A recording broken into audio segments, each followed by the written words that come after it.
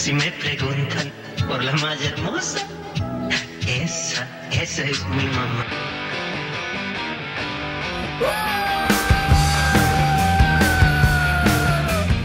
Bueno, ¿cómo les va? Bienvenidos a el cuarto programa de Pixelado, aquí por Radio Vostok, transmitiendo desde el Observatorio Centro Cultural. ¿Cómo está, Martín?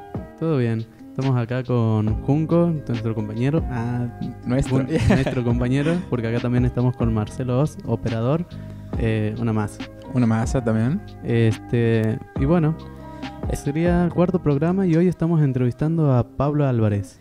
Estamos entrevistando a Pablo, que bueno, en unos minutos va a estar llegando aquí a nuestro estudio. Lo vamos a tener sentado justo aquí. Que bueno, vamos a ver qué nos trae Pablo para consultarle. Digamos, Pablo Álvarez, que es diseñador, que es ilustrador, que es infógrafo. Vamos a estar hablando mucho del estilo de sus cómics. Vamos a estar hablando un poco de su trabajo en el mundo del periodismo. Vamos a ver qué sale también, hacia dónde nos lleva Pablito. Y hacia dónde pinte. A ver qué nos muestra. Tenemos también el tema del video reacción. Que por cierto nos olvidamos de decirle, pero le vamos a explicar ahora cuando llegue.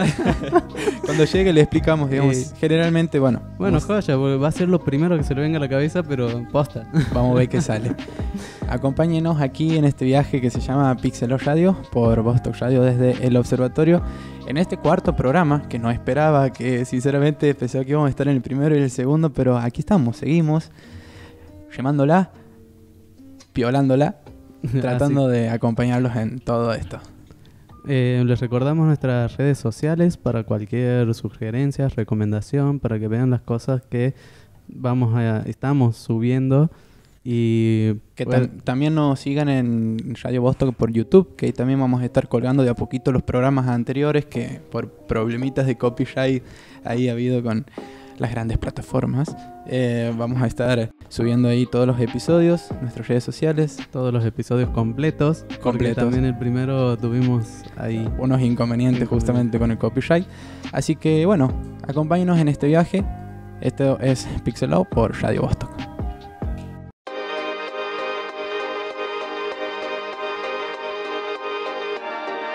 Bueno, estamos acá entonces en el segundo bloque del programa y como bien anticipamos en el bloque anterior, estamos con Pablo Álvarez, diseñador web, ilustrador, diseño de infografías, diseño gráfico en general, diseño de capo, etcétera. Así lo vamos a decir. ¿Cómo estás, Pablito? ¿Cómo están ustedes? ¿Bien? Todo bien, un gusto tenerte aquí en nuestro estudio. Acá en Radio Vostok. Estoy conociendo la radio, muchas gracias por la invitación. ¿Qué te parece? Hermosa, siempre de afuera, siempre comiendo afuera, pero nunca había entrado. Qué bueno que puedas conocer el espacio y bueno, un poco también eso es la idea, ¿no? Como difundirlo y que se conozca que aquí en Santiago hay lugares muy piolas para visitar. Tal cual. Y para hacer. Me parece muy bien. Te hago vamos a arrancar, digamos, nosotros, bueno, a Pablo lo conozco. A ver, en realidad he conocido el trabajo de Pablo antes que a Pablo personalmente. Seguramente vos también has tenido algo así. No, a mí me pasó que justamente yo no estaba tan al tanto, digamos, de lo que serían las ilustraciones de aquí de Santiago y todo. Y ahora que me lo has pasado vos, me mostraste, bueno, no tan solo Pablo, sino otros artistas que esperemos pronto lo tengamos por acá. Me sorprendió un montón. La verdad que me sorprendió más que nada a nivel estético, encontrar esas paletas de colores, esos trazos a cuales veía por ahí quizás de otro lado con una estética hasta incluso importada casi. Y es mucho de tu trabajo, Pablo. Yo te decía que había conocido tu trabajo antes que a vos personalmente. En casa era como fija que siempre se compraba el diario, en uno de los lugares en los que trabajas. Y bueno, yo me acuerdo que abría el diario y flashaba con esas infografías que hacían ahí el equipo de infografías del diario. Y le pegaba un viaje, tenía, no sé, 8, 9 años, 10 años. ¿Cómo ha sido, digamos, tu experiencia laboral? O sea, ¿cómo has empezado? ¿Cómo te empezó a llamar la atención, digamos? ¿Cómo te has empezado a meter al mundo del diseño, de la ilustración?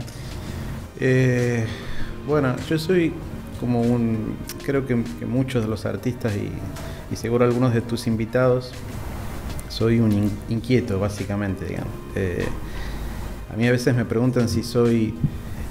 En realidad, personalmente me cuesta hasta cuando tengo que armar mi portafolio dividir las cosas, porque por ahí algunos clientes no entienden y es comprensible cómo diseño algunas cosas y cómo dibujo otras. Me dicen, pero vos sos este o sos aquel otro, digamos, ¿cuál? Entonces trato de eso, es tratar de separarlo porque comercialmente también me sirve. Vuelvo a la pregunta que vos me hacías y por qué traigo esto a colación, porque mi ingreso al mundo de lo gráfico es a través de la historieta, de la vieja Columba que leía cuando era muy chico, cuando todavía salía la Columba, Nippur, Sabarese, todo ese tipo de historietas nacionales. Después en el Anteojito y Villiquen empezaba a elegir algunas cosas que particularmente me gustaban más que otras, pero ya desde muy chico, te hablo de 5, 6 años, 7, yo sabía que lo editorial era lo que me gustaba. O sea, la cosa del armado, o sea, la magia de la revista diseñada en su totalidad era lo que me llamaba la atención, no solo algo puntual, ¿viste? Es como que cuando me regalaban un libro me gustaba la tapa, ver cómo era la solapa, o sea, esas cosas. Era friki de chiquito. Sí, era como medio, pero sabía que eso era lo que me atraía. No sabía cómo se hacía, pero sabía que por ahí iba la cosa. Bueno, eso fue una búsqueda porque, como te digo, me gustaba mucho la historieta, pero sabía que no era solo eso lo que me faltaba, otra pata más, digamos. Y bueno, después con el tiempo me empezó a interesar la publicidad. Te hablo siempre en etapa escolar, pero... ¿Todo eso situado aquí en Santiago? No. Yo soy santiagueño, soy bandeño, pero bueno, yo me considero uno de esos santiagueños que ha tenido que irse con su familia buscando trabajo. Entonces con mi familia, yo era muy chico, tenía 2 años y medio, y fuimos a Rosario. Bueno, y ahí pasé mi infancia y casi toda mi adolescencia hasta que volvimos. Y bueno, y todo esto pasaba allá, digamos. También pasaba mucho cuando venía de vacaciones a Santiago. Mis vacaciones eran en Santiago, claro. ¿viste? Entonces, el contacto ese con las revistas de historieta lo tenía aquí, porque mi abuelo era coleccionista de esas revistas. Mirá. Y bueno, y se fue dando. Cuando llegaron los 90...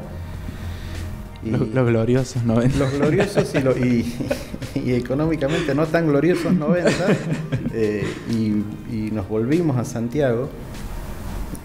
Yo también empecé a tener contacto con el diario.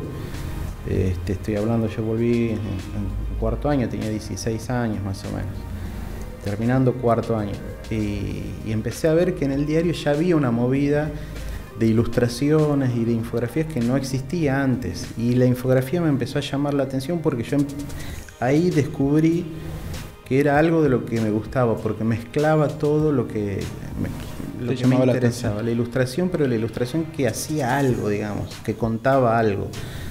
Y bueno, terminé quinto año, empecé a estudiar diseño. ¿Aquí en Santiago? Aquí en Santiago, en el viejo Instituto Galileo Galilei, que duró 1 año y se fundió. No, ni idea. Lo había escuchado nombrar, pero no... Bueno, ahí es cuando una leyenda urbana. Sí, es como claro, eso. Nosotros hicimos 1 año y medio. Cuando cierra, ahí es cuando el Instituto San Jorge absorbe las carreras. Y bueno, y terminamos como la primera camada del Instituto San Jorge, digamos, de diseño. Pero yo ni bien empecé a estudiar diseño, tenía 18 años, y en mayo de ese año dejé mi carpeta de dibujos en el diario, porque quería probar. Tenía tan poca experiencia que yo dejé mi carpeta y no dejé mis datos. Entonces dejé una carpeta con originales y hablé con el portero que estaba en ese momento, y él le gustaban los dibujos, me dice que bueno que está. Bueno, pasó 1 mes y yo, como nadie me habló, pero yo no percibía que por qué no me... O sea, claro, no había... Entonces fui a buscar mis dibujos que eran originales. ¡Sos vos! Yeah. Y justo esas casualidades, ese día estaba el mismo, porque los porteros rotan. Y me dice, escuchá, a vos te estaban no habías dejado tu teléfono, bueno, ahí me... Hace una semana que te Sí, estamos claro, hablando. claro. Y bueno, ahí tuve la entrevista y empecé a trabajar. Desde los 18 años empecé a trabajar en el diario como ilustrador, como pasante. En el diario ya había un departamento de infografía armado, estaba... O sea, en ese momento era algo muy nuevo, no había internet, no, o sea, Claro. era otro mundo. Y bueno, la infografía era como una herramienta novedosa para los diarios porque te mostraba situaciones que no las podías contar con una foto o con un texto, digamos. Así que bueno, ahí empecé y me empecé a formar, a medida que iba estudiando me empecé a formar con profesionales, digamos, y bueno, en esa época también venían al diario mucha gente, traían gente de Estados Unidos a capacitarnos, o sea, hubo una capacitación importante y bueno, yo aproveché todo eso al máximo, digamos. Tremendo. Muy bueno, la verdad que hayas empezado de joven. Sí, te cansa un poco, pero sí, empecé de chico. Voy a detenerme ahí, digamos, primero para consultarte, digamos, específicamente qué te gustaba leer y después, cómo ha sido, digamos, porque bueno, vos me dices que estabas empezando ese departamento de infografías, cómo ha ido mutando en el tiempo, digamos, cómo lo has ido viendo junto con tus compañeros, junto con la movida gráfica de aquí de Santiago, digamos. ¿Crees que ha habido algo que impulse a que, por tirarte un ejemplo, haya más diseñadores, muchos chicos quieran estudiar a eso? Y bueno, te contesto la primera, digamos. ¿Qué leía en ese momento? Cuando era chico, como te digo, leía mucho Columba, mucho Robin Hood, Savarese, porque me gustaba. Yo siempre era por el lado del dibujante, digamos, me entraba más la onda por ahí. Después en la adolescencia entró un poco más el cómic norteamericano, digamos, empezó otro tipo de... Frank Miller con Sin City, en ese momento salía eso, salía el Hellboy de Miñola, que es otro estilo súper marcado, salía el Lobo de Simon Bisley, que es otro grosísimo. Entonces fueron en ese momento como cosas que me daban, ¿viste? Y en ese momento empecé a estudiar dibujo también de historietas en Rosario con Marcelo Frusín, que es un dibujante que trabaja para DC, Marvel. Bueno, eso también me dio como otras herramientas en el tema de la gráfica, digamos. Por eso yo entré como ilustrador al diario, pero como estaba estudiando diseño empecé como a mezclar esa cosa, digamos, que me sirvió. Bueno, y en ese momento ese departamento de infografía, que éramos 4, duró más o menos, yo entré en el 97 y duró hasta el 2002. Y después yo quedé solo en el 2003 y ahí me fui. En el 2003 yo me fui a trabajar a Clarín, mandé mi currículum. Ah, esa no la tenía. Sí, mandé, y en ese momento la infografía era muy valorada y Clarín era uno de los 3 departamentos de infografía más grandes, o sea, al que todos admirábamos, digamos. Era Clarín, El Mundo y el USA Today.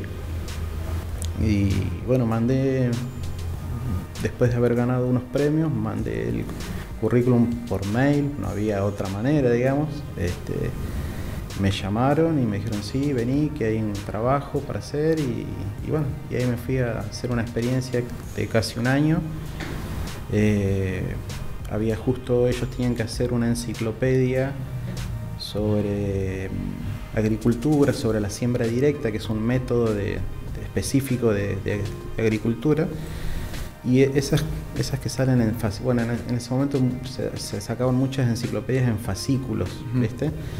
Con el diario, vos lo tenías que coleccionar. Bueno, y esa enciclopedia traía un montón de infografías, de máquinas, de procesos, de cosas, y armaron un departamento específico para esa enciclopedia, así que ahí entré a trabajar y bueno, fue una experiencia fantástica, porque como después yo me hice muy amigo del jefe de infografía de ese momento de ellos, y él nos cargaba, pues yo entré con otro chico, un cordobés, que trabajaba en Infobae en ese momento. Entonces entramos los dos y él nos decía, ustedes están haciendo un posgrado acá. Y sí, realmente eran muy grosos, o sea, los que estaban ahí, o sea, en cada edición de los premios de infografía ellos sacaban 20, 25 premios, o sea, eran el PSG, ¿viste? Qué guasada. Sí. Y entre esos que decías recién que habías ganado premios. Has ganado premios los que ellos han estado nominados aquí desde el diario. Sí, es la misma entrega de premios, digamos. Tremendo. Que es que todavía se siguen dando, digamos, son los más importantes. Hay unos premios que los da la SND, que es la Sociedad de Newspaper Design, que se dan en Estados Unidos. Esos tienen todo tipo de categorías, de diseño de periódicos, de portada de diario deportivo, página deportiva, o sea, y una de esas categorías es la infografía. Después hay ilustraciones, o sea, muchas cosas específicas. Desde hace unos años, obviamente, entró todo lo que es web, diseño de página web, pero tienen todas las categorías de diseño de diario. La Universidad de Navarra se asocia con ellos hace más de 20 años y dan específicamente los premios Malofieg, que son solo de infografía, son de la universidad y junto con la SND, pero son solo de infografía. Esos son como los Oscars de la infografía. Claro. Malofieg era un infógrafo argentino que fue muy reconocido, sobre todo en la época de la Guerra de las Malvinas, porque él hacía los mapas, todos los días hacía un mapa a mano de cómo avanzaba la guerra. Bueno, después él murió y cuando surge la idea de hacer estos premios, lo proponen a él como nombre, digamos, de esos premios. ¿El nombre del diseñador cómo es? ¿Fieg? Malofieg. Qué loco que no sea conocido. O sea, tenemos un diseñador argentino que le puso nombre a premios internacionales y no lo conocemos. Sí. Está Malofieg. Listo. Así que bueno, como te digo, después de eso, de esos dos premios, ahí me tiré el lance con Clarín y salió, digamos. Tremendo. Y salió. Tremendo. ¿Tienes...? No sé si le quieres realizar alguna pregunta. Con respecto a las influencias, me interesa. Estuvimos viendo, digamos, tienes los cómics cortitos en Behance, creo. Sí. En la página, que vamos a estar dejando el tema de los links aquí abajo para que lo puedan ver la gente. En cuanto al estilo gráfico, digamos, ¿detectas vos alguna influencia específica en vos mismo, digamos, un autoanálisis en ese sentido? Yo creo que sí, digamos. Como te digo, para mí hay una etapa de la vida que es la adolescencia, en la que ahí uno es muy permeable a todo tipo de influencias. A mí, en mi adolescencia, me impactaron algunos autores que para mí eran, no sé, muy grosos, digamos, pero que fueron Frank Miller, fue Mignola, Simon Bisley, Sergio Topi, que es un italiano fantástico, Enrique Brescia. De todos fui combinando cosas. Creo que hace años atrás se notaban mucho más las influencias y después uno es como que ya es como que vas siguiendo tu estilo, aunque también arrastra cosas, indudablemente. Un remix así de... Claro, sí. Y de todas maneras hay... bueno, actualmente con las redes sociales hay artistas a patadas y hay cosas que me siguen, por suerte, me siguen impactando. Por ahí guardo cosas, después no las vuelvo a ver, ¿viste? Esa cosa de guardar para ver después, pero bueno, por suerte siguen saliendo cosas en ese sentido. ¿Cómo? Ahí has mencionado algo que nosotros en el programa, digamos, es como que todos los artistas que hemos invitado están atravesados totalmente por internet. Vos recién nos comentabas como que has tenido, digamos, una infancia, una adolescencia, digamos, preadolescencia súper análoga, como que consumías mucho del papel. De la cosa que sí. Que cuando has empezado, digamos, a tener acceso a internet, ¿cuántos años tenías por empezar? Bueno, nunca te hemos preguntado la edad. Cosa del...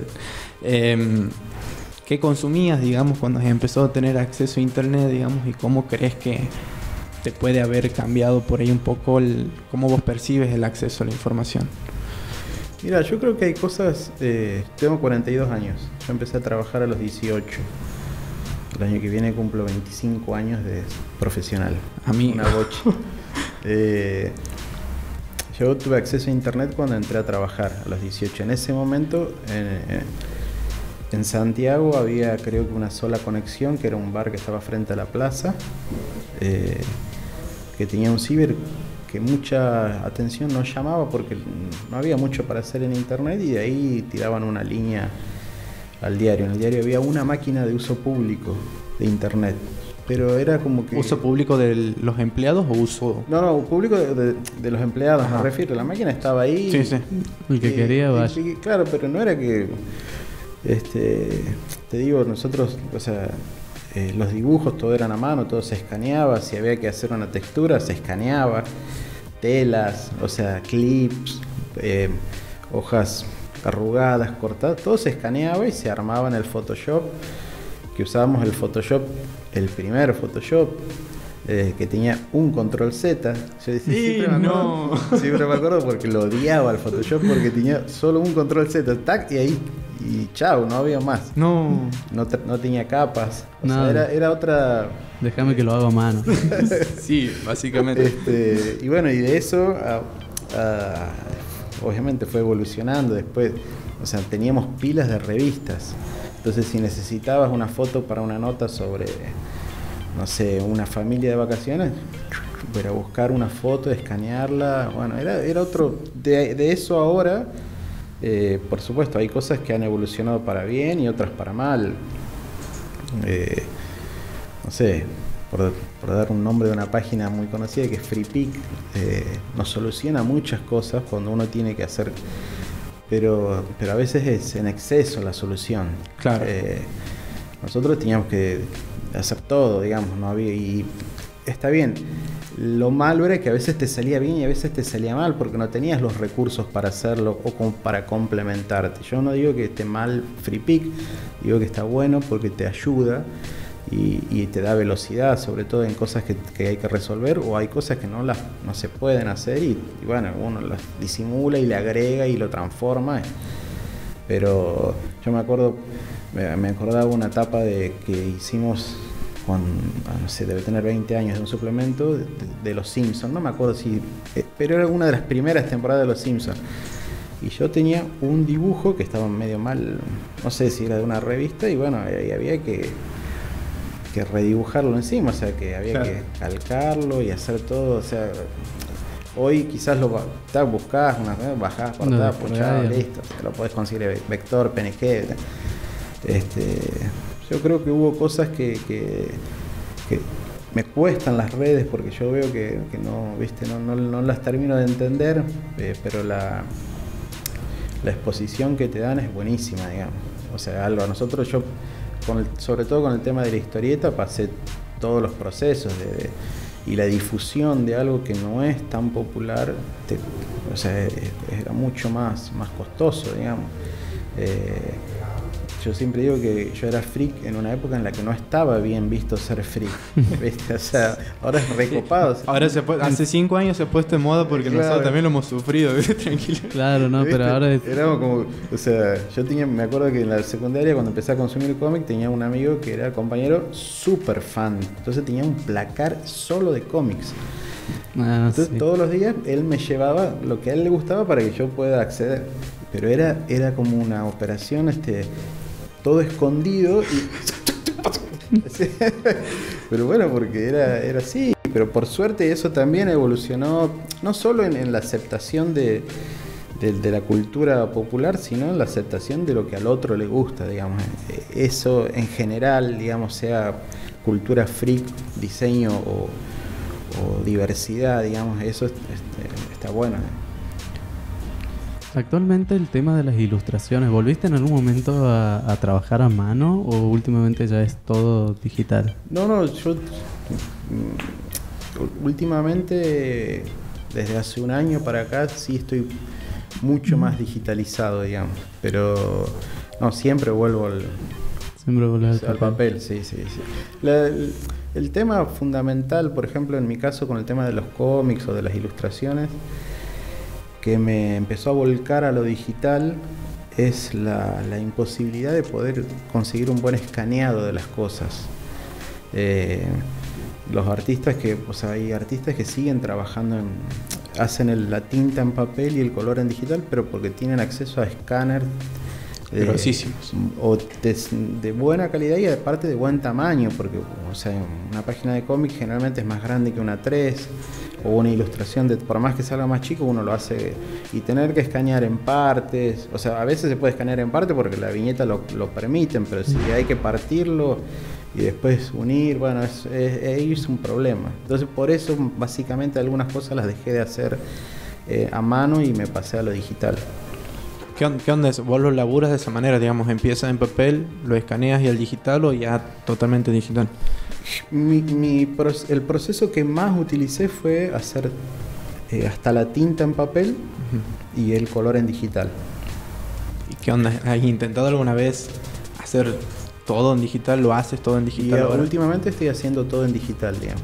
¿Cómo haces? No puedo, todo estoy ahí a punto de dar ese salto, pero no... Hay una cosa en el papel que no lo puedo soltar. Sí. Me pasa eso bastante. A mí también, sí. Sobre todo en el boceto, digamos. Después, primero me costaba mucho la tinta. Después me acostumbré a la tinta digital. Y el boceto es como que fue el último bastión que uno no... Porque es como que el cerebro no termina de comprenderlo, digamos. Para mí es más fácil he llegado a hacer papelitos, sacarle foto con el celular y eso agrandar y entintarlo, digamos. Sí, eso es lo que más me cuesta, es el boceto, hacerlo en digital. Una vez que tengo eso ya logré pasar esa etapa, que es difícil, ¿no? Sí me costó mucho también. El color nunca, pero la tinta sí. La tinta, pasarme a la cosa digital sí me costó. Pero bueno, cuando lo hice obligadamente, y ahí esa es la otra cosa que te empuja, ¿viste? Claro.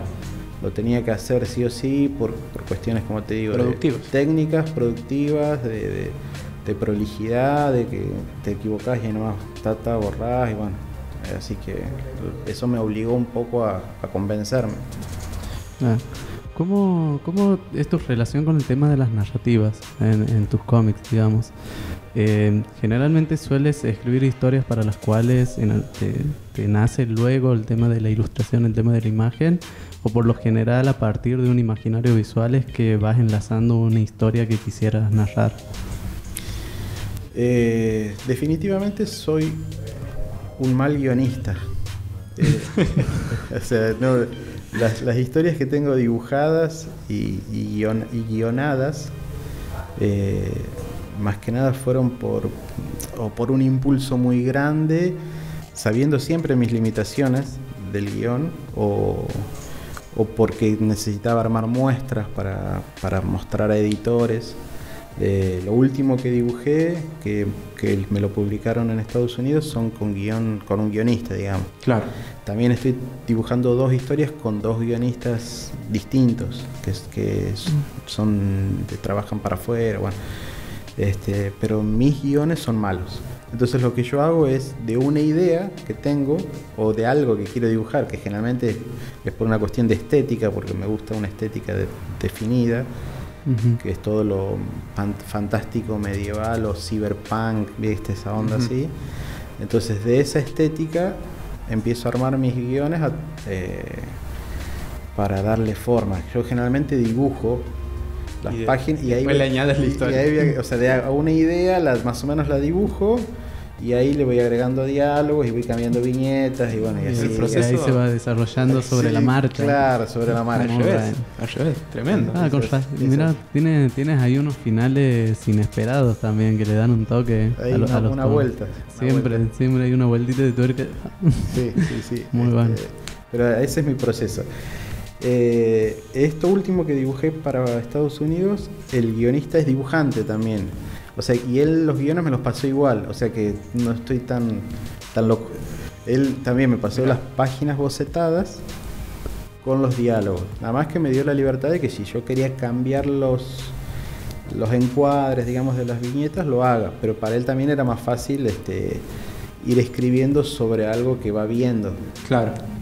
Tiene el ejercicio incorporado del boceto, digamos. Claro, claro, porque si no el otro guión, bueno, es el clásico, que viene la explicación de lo que tenés que mostrar y el diálogo, o si no tiene diálogo, simplemente la explicación, digamos. ¿Y Claro. cómo has llegado a trabajar, digamos, para afuera? Porque eso también es parte de todo lo que estamos hablando del internet, de los avances. Yo creo que ha podido, bueno, eso ha generado acceso, digamos, a poder pegar laburos de afuera, sí, en estas áreas como que estaban bastante centradas aquí en Argentina. Sin ir más lejos, que ojalá que algún día los tengamos de invitado, Cascal, seguramente lo conoces. Trabaja también para agencias internacionales. Sí. Vos también estás trabajando, digamos, para afuera. ¿Cómo has...? Él fue mi... No sé si contarlo, pero él sí lo va a contar porque yo lo aprecio mucho. Él fue mi alumno, uno de mis primeros alumnos cuando yo era chico y Ajá. Él era muy chico también. ¿Chico cuántos años tenías? Yo tenía, claro, 20 años y creo que él tendría 11, 12, 10, por ahí. Más tremendo. ¿Cómo dabas las clases? ¿Eran talleres particulares que dabas? ¿O? En realidad, por el diario, digamos. La mamá de él trabajaba en el diario y me preguntó si le podía enseñar, así que yo entraba un rato antes al diario esos días y ahí le daba unas clases. ¿Lo sigues haciendo? ¿Sigues dando talleres? Ahora, actualmente no, pero sí durante la pandemia di unos virtuales y antes de la pandemia, en fines del 2018 y durante 2019, ahí tuve mucha actividad de taller. Está bueno, digamos, a mí me gusta. Te lleva un tiempo hacerlo porque, bueno, yo soy medio metódico en eso, si no me gusta que quede nada... Esto es obsesivos en el obses, hablábamos hace rato, todos lo somos. No sé, por ahí yo me gusta, a veces preparo la clase en exceso porque por ahí los chicos solamente quieren ir a dibujar, porque yo no quiero que les falte algo. Si alguno quiere, bueno, yo preparo un tema por clase, digamos, después la clase se va dando y bueno, sí, los talleres estuvieron buenos, tenía, qué sé yo, 30, 40 alumnos, o sea, hay como una necesidad que no había antes, me parece, de encontrar capacitación en otros rubros del arte visual, digamos. O sea, muchos me consultan si doy clases específicamente de dibujo digital, por ejemplo. Claro. Porque se compraron la tablet o porque el hijo les pidió a la hija que les regalen una tablet, porque ya los chicos conocen que es una tablet. Nosotros, sí. O sea, yo cuando empecé también fue una herramienta que apareció a lo largo de mi vida, pero ellos ya nacen sabiendo que existen esas herramientas. Bueno, pero hay como una necesidad de ir por otros lugares en búsquedas visuales propias, ¿no? Una pregunta, y con el tema de las infografías, porque hablando de eso, digamos, de buscar otras ramas, que las infografías me llaman mucho la atención, ¿cómo es el proceso, digamos, para darle forma a esa información que te pasan? Cuando yo empecé a hacer infografías estaba como muy... Porque ahora, más o menos respondiéndote lo que me habías preguntado de trabajar para afuera, te contesto más o menos rapidito lo del cómic. Fue armar muestras, de lo que te decía antes, dibujar para armar muestras, mandar a través de algo que antes hubiera sido muy difícil, porque si no tenías la dirección y el nombre del editor no te... Claro. Ahora Facebook le mandabas, sabes quién es el editor, buscabas más atosigas a todo hasta que alguno sale, que es lo que pasó con esta publicación. En realidad el editor que me publica este cómic me lo pasó otro editor que le gustaba mucho el dibujo pero que no le cerraba el guión. Me dice, mira, pero este otro editor te puede dar una mano, y bueno, y así fue. Te llevo a eso porque, por ejemplo, otra de las plataformas en las que estoy muy metido es en Fiverr. Ahí hay servicios de infografía, pero la infografía actual es como distinta a la que nosotros hacíamos o que se hace en un medio periodístico, digamos. A nosotros nos enseñaron que la infografía tiene que mostrar algo que vos no puedas contar con una foto o con un texto.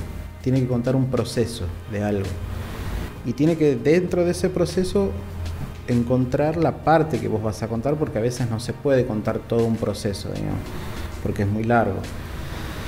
Entonces, por eso están las infografías de Breaking News, que son las infografías de un accidente, de un incendio, entre las que uno tiene que ir. Nosotros en su momento íbamos con el periodista y el fotógrafo hacía su trabajo, el periodista otro, y nosotros el nuestro, que era tomar medidas, hacer bocetos. ¿Ha llegado a hacer eso dentro del Sí, digamos, claro. Iván? Eso hacíamos, sí, ir y ver desde dónde íbamos a mostrar y bueno, y sacar las medidas, un boceto, la ventana como era, porque después había que dibujarla, si había un auto, qué auto estaba estacionado abajo, aunque no para, más o menos para recrear todo. Como unos peritos de la policía. Claro, era como una especie de, sí, en ese caso sí. A veces el periodista nos decía, che, habla con aquel que ese está a cargo de tal cosa, bueno, o él después nos pasaba un dato. A veces nos pasaban la nota en crudo, que es lo que vos me preguntabas, mientras las iban escribiendo, mira, ahí está el crudo, entonces en el crudo que están los datos, la hora, bueno, las marcas de los vehículos, si era un accidente, cosas así, digamos. En otros casos la investigación periodística la hacíamos nosotros. Nosotros en ese departamento de infografía, cuando yo entré, bueno, yo era ilustrador y diseñador, había un comunicador, un periodista, un comunicador social y un ilustrador neto. Y todos hacíamos infografía, o sea, cada uno tenía como una parte más fuerte, pero la infografía vincula todo necesariamente y vincula el periodismo, o sea, la cuestión de investigación sí o sí tiene que estar. Hoy el concepto de infografía es como más amplio, digamos, por ahí son como datos ilustrados, como diseños que tienen textos, pero que en realidad no están contando un proceso que no lo podrías ver de otra manera, porque bueno, también hay que ver que hoy existen YouTube y un montón de otras herramientas, un reel o algo que vos podés mostrarlo sin necesidad de contar. Por ejemplo, no sé, José Collado hizo una infografía sobre la sacha guitarra, cómo se fabrica una sacha guitarra. Tremenda info, esa es una de las que te decía Claro. al principio que me había hecho flash un montón. Hicimos una de cómo se hizo el Francisco de Aguirre, cómo es el proceso de vaciados, bueno, todo eso sí, eso es lo que nosotros aprendimos a hacer como infografía, digamos. No sé, me acuerdo que una vez hubo un caso en el 2000, 99, 2000, de un nene que había caído en un pozo, y el pozo era muy chico, tenía 30 centímetros, increíble, pero tenía como 30 metros de profundidad, entonces hubo una transmisión en vivo casi de 24 horas porque se hizo un pozo paralelo para tratar de sacarlo. Finalmente el nene... Era como el rescate de los mineros. No sabían cómo... Bueno, nosotros teníamos que hacer una infografía para el otro día. En ese momento el diario era sábana, o sea, medía 50 centímetros, 52 centímetros por 32,5 y la contratapa era una infografía. No había internet, entonces nosotros de lo que iban diciendo en la tele y los que llegaban en los cables armamos, pero se nos ocurrió en ese momento hacer que el centro de la página tenga 30 centímetros, que era el diámetro del pozo. Y contamos todo cómo estaban construyendo, qué sé yo, hicimos como que ese pozo tenía un pozo visto desde arriba, con tierra, qué sé yo, como si fuera un fotomontaje. Y ahí pusimos que si vos lo ponías en el piso al diario y te parabas encima, ese era el día, porque en realidad era muy pequeño, o sea, 30 centímetros no es tan grande para que caiga un chico. No, qué buena idea. Asombradísimo, no sabía Bueno, de... bueno, sí, en ese momento yo creo que estábamos como en un estado de gracia, ¿viste? Mis tres compañeros, uno está en España, otro en Estados Unidos, otro en Panamá, digamos, o sea, trabajando en distintos diarios. Después hubo un caso de un juicio, se llevó a cabo un juicio de un ex policía había matado a un chico que supuestamente había robado un cartel. Entonces el policía los encuentra jugando a la pelota y le reclama el cartel, los chicos corren, él le dispara y lo mata. Bueno, van a juicio. Entonces nosotros teníamos que contar eso y se nos ocurre hacer en un diario de 16 páginas porque era sábana, entonces era más chico el diario. Hicimos como una tira de historieta que iba desde la tapa hasta la contratapa en todas las páginas, contando todo como una historieta, digamos, en blanco y negro, pero con datos de infografía. Entonces cuando había cosas que eran infografiables, como por ejemplo qué arma usó, cómo empuñó el arma, las distancias, o por ejemplo dónde habían sido los impactos de bala, cuántos eran, o sea, además de contarlo como una historieta, le agregábamos los datos Claro. a lo largo de las 16 páginas. Imagino que es material que lo tienes guardado. Algunas cosas sí, otras se perdieron. Deben estar en el archivo del diario, sí, pero bueno, ahí uno empieza a mezclar, o sea, dejas que la parte visual crezca, pero la parte periodística siempre es la que está, digamos, es el sustento de la infografía, si no, por lo menos de la infografía en un diario, tiene que ser más periodística Claro. que visual. Y actualmente nos dijiste que estabas trabajando con diferentes escritores. ¿Cuántos proyectos más o menos tenés ahora? De historietas tengo esas dos abiertas, porque las voy dibujando cuando puedo. Y después, bueno, el tema del diseño es todo el tiempo, digamos. Sí. Todo el tiempo. O sea, además del trabajo del día a día. Pero después los proyectos salen todo el tiempo. Tremendo. Bueno, me llevo mucha data como tarea a la casa para investigar porque está muy bueno todo lo que has contado, digamos. Nosotros, perdón por tirártela de prepo, hace un rato, siempre a los invitados anteriores, digamos, les decíamos con más anticipación, así que te pido disculpas.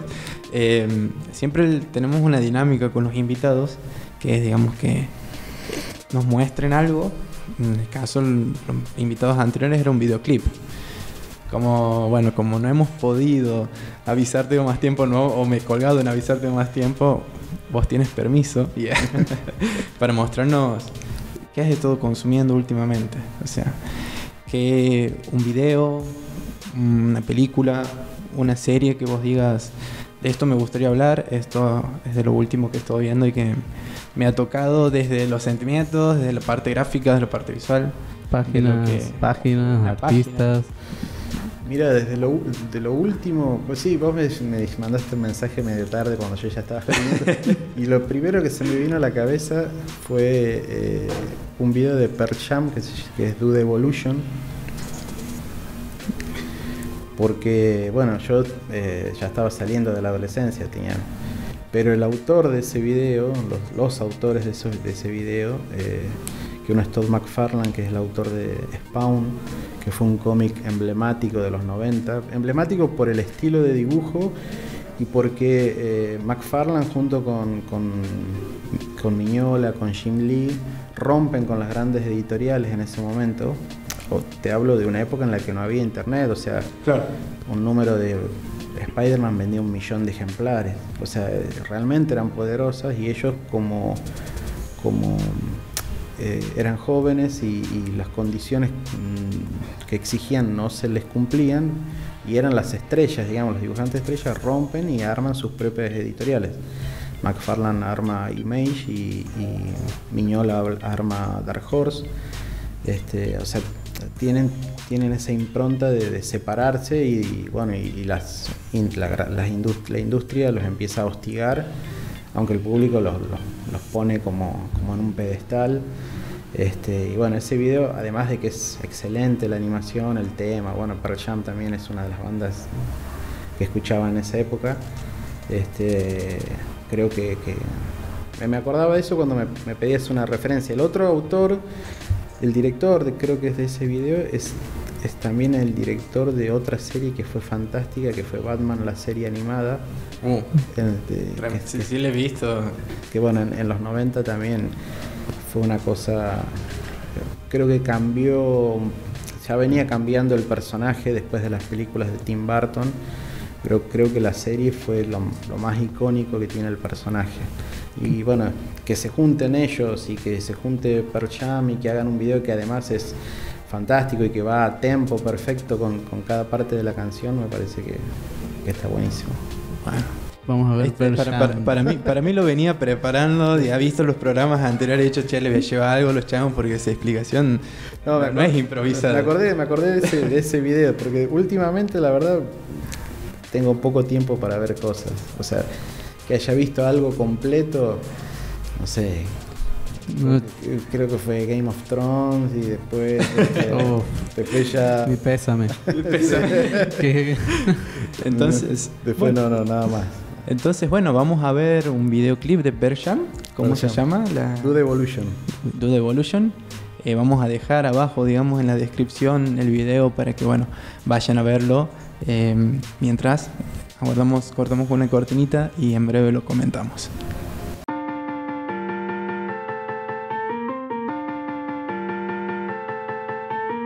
¡Wow! Bien, acabamos de ver Dot Evolution de Pearl Jam. Si no lo vieron, les recomendamos verlo. Tienen el link acá abajo en la descripción. Suben el volumen, no sé si quieren apagar las luces y quien sea epiléptico no lo vea. Que acabamos de ver hace un montón que no veía el video, digamos. Te mencionaba mientras lo estábamos viendo. Yo lo he visto en mi SAT. Tenía 6, 7 años, no sé por qué. Un tiempo Isaac le pintaba pasar esas música cosas. entre los cortes. Ahí conocí Gorilas, también Claro. que eran como de dibujo, de corte animado. Lo he visto ahí, pero no lo he vuelto a ver más que escuchar la canción. Y bueno, no me acordaba que era tan filoso, tan tremendo videoclip. Nos ha comentado antes. Ahora reviéndolo, ¿qué es lo que encuentras nuevamente de interesante, digamos? ¿Por qué lo has traído también, además de las referencias que nos habías dado? Y viéndolo nuevamente, porque hacía bastante que no lo veía, creo que la animación sigue siendo impecable.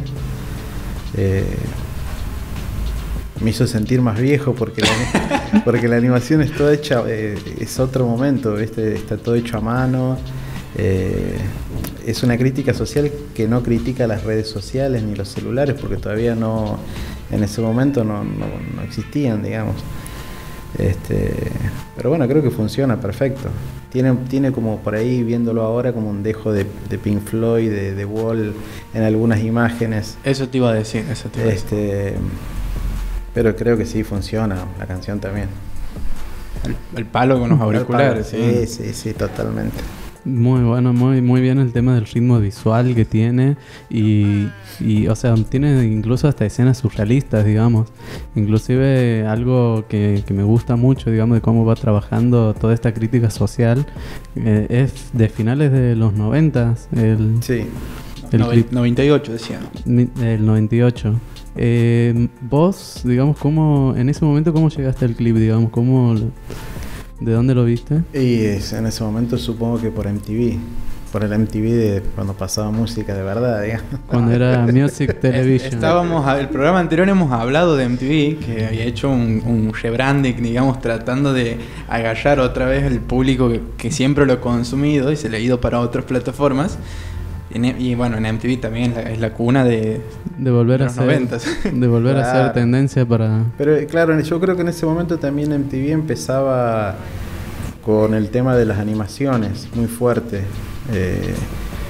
Con Beavis and Butthead, Ren y Stimpy creo que pasaba también. Después, bueno, vinieron Daria, otro tipo de... Pero creo que también apostaba, la animación estaba como animación 2D, pero bueno, estaba como fuerte en ese momento. Llevé un tiempo Alejo y Valentina también pasaba. Bueno, sí, Alejo y Valentina, claro. Pero me parece que por ahí también venía la onda de ese momento, ¿no? También es un poco la salida, digamos, ya para finales de los 90, salirse un poco de la idea de que las animaciones eran como infantiles, como eran en un principio, digamos, en lo que es la historia de la animación. Y se nota, digamos, una animación destinada a un público más adulto, un público más crítico, digamos. O que se lamenta de existir en este mundo tan cruel también, digamos. Con que tienen conciencia de vivir en este mundo tan cruel. Claro, sí. Sí, yo creo que va por ahí. Ya, como te decía antes, Batman también le empieza a apuntar a otro público. Y esto hay que tener en cuenta también que en los 90, antes de eso, ya había entrado Dragon Ball, que venía con otra cosa, digamos. Por lo menos a niveles de violencia, era otra cosa. Así que yo creo que por ahí también es una mezcla de un montón de esas situaciones hechas videoclip. Veíamos ahí, bueno, nuevamente estamos hablando de Dude Evolution de Pearl Jam. Abajo tiene el link para que puedan entender lo que estamos hablando ahora, vayan a verlo. Veíamos ahí escenas, digamos, donde hay un personaje femenino, digamos, hay una chica que, como te mencionaba durante el cortecito en el que lo hemos visto, eso lo pones a Batman situado en el segundo piso de un boliche, digamos, estadounidense, y es una secuencia de él bailando, de una chica bailando, digamos. Es muy, lo he visto en el estilo muy marcado. Sí, en algunas partes está muy Bruce Timm de Batman, y en otras partes es más McFarlane de Spawn, digamos. Porque hay partes en las que sí, algunos rostros son muy de McFarlane. Está como dividido. Esa parte que vos decís, sí, es totalmente Batman. El personaje tiene que ver mucho con la serie de ese momento. El corte que hablábamos recién, el corte del cuerpo, de los hombros, la estilización de los brazos, esas cosas tienen que ver con esa serie, que en ese momento la rompía. Que bueno, la dejamos como la recomienda, sí, Pablo, fuertemente. Totalmente, sí. Bueno, y también en el cortecito nos tiró una recomendación muy buena de los mismos autores, del mismo director. Del autor de Samurai Jack. De Samurai Jack era. Una serie que se llama Primal, que están pasando en ISAT o en Space. En Space la están pasando. O en cualquier página pirata para ver peli. Pero es que es muy buena, que el otro día ganó un montón de premios. Bueno, es fantástica. La animación es solo para ver animación porque no hay diálogos, así que... Pero excelente. Tremendo. Bueno, Samurai Jack también. Samurai Jack impecable. Es una guasada que ahora hace poco, un año o dos, o si no ha sido este año, capaz que tengo muy dilatado el tiempo. Ha sacado como una última temporada, puede ser, o había hecho un cierre. Creo que volvió a hacer algo, sí. Y no hace mucho la repitieron también completa ahí en Space. Tremendo. Yo lo vi en Cartoon Network. Sí, Cartoon Network. Alta data, altas recomendaciones, muy buenas imágenes que nos va dejando, digamos, esta entrevista.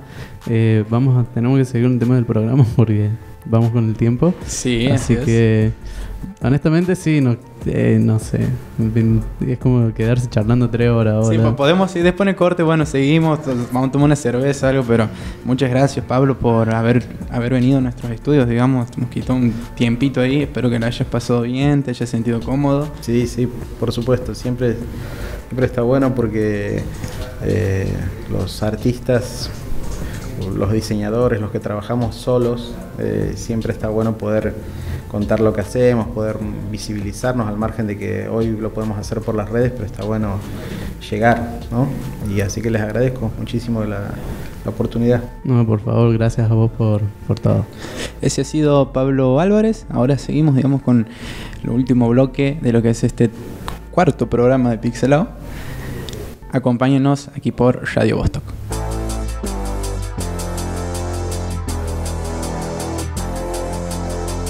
Recién teníamos aquí al lado nuestro a Pablo Álvarez, que bueno, nos ha dejado una entrevista que nos ha tirado una barbaridad de data, una lluvia de ideas así constante.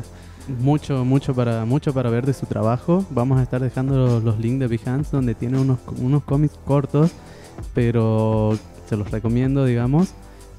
Muy buenas las ilustraciones y todos con un... Bueno, no vamos a tirar spoiler. Entren, vean, lean, son una más.